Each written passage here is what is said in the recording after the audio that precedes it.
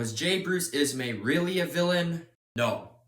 No, he wasn't. For quick context, Joseph Bruce Ismay was the owner of the White Star Line Company from 1899 to 1913. Ismay was traveling as a passenger on board his company's newest ship, the RMS Titanic, for its maiden voyage, and we all know how her story ends. Ismay escaped the sinking in a lifeboat, and the press branded him as a coward who escaped the sinking and let countless others die. Ismay's reputation was destroyed, and still is to this day. In many movie portrayals of the Titanic story, Ismay is portrayed as a greedy villain who saved himself instead of others. But is this really true? No.